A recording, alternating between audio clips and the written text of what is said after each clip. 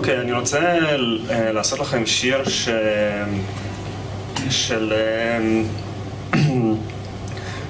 משורר שקוראים לו אברהם שלונסקי.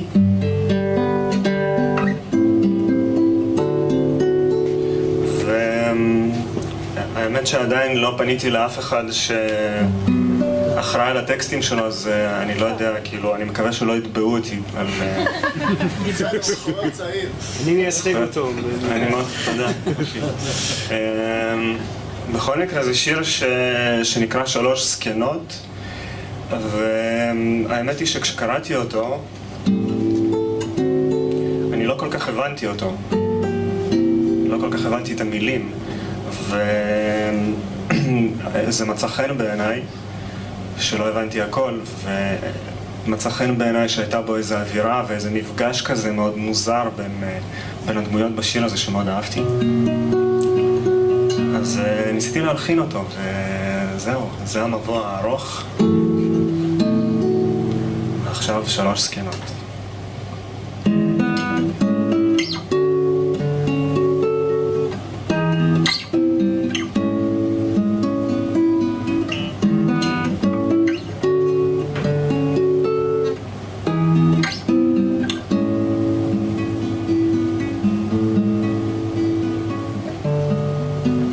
בערב האפור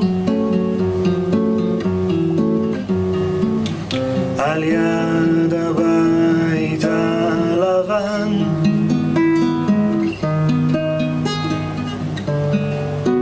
יושבות 3 זקנות וצופיות אל ניחחן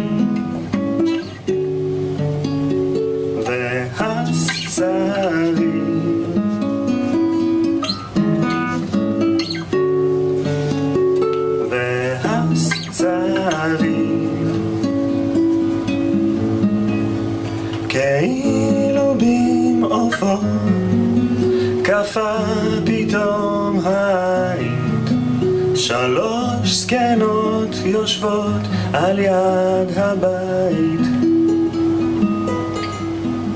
כאילו במעופו קפא פתאום היית 3 זקנות יושבות על יד הבית טו-דו-דו-דו טו-דו-דו-דו טו-דו-דו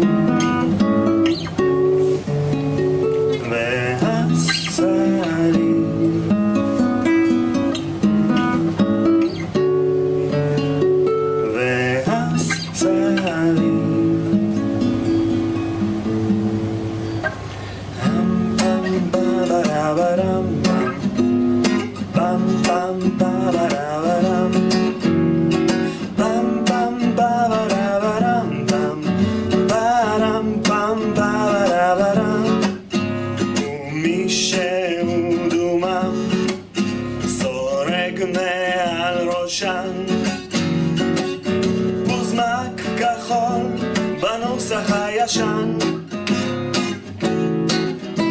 צנפת זהב באופק מתגוללת צנפת זהב באופק מתגוללת 3 זקנות ראו לפתע ילד 3 זקנות ראו לפתע ילד 3 זקנות התעוררו פתאום וננחו מסכן ודאי יתום 3 זקנות התעוררו פתאום וננחו מסכן ודאי יתום ואחר כך ניגשו לטפו על הלחי הילד התבונן והתפרץ בבכי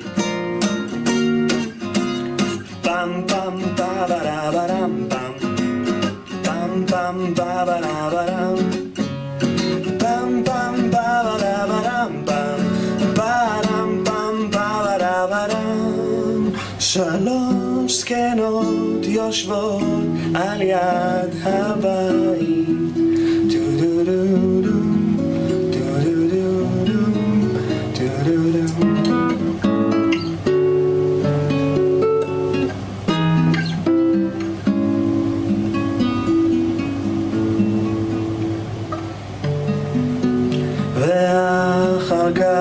בליל,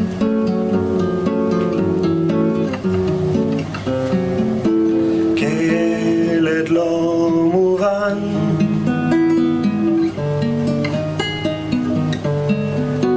שלוש זקנות חמקו אל תוך הבית הלבן,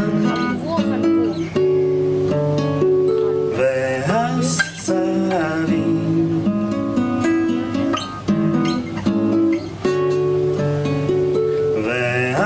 והסביב רק איזה עילבון עוד יתחוגג כעין מעל לדף ספסל שנתרוקן על יד הבית. טו-דו-דו-דום, טו-דו-דום. והסביב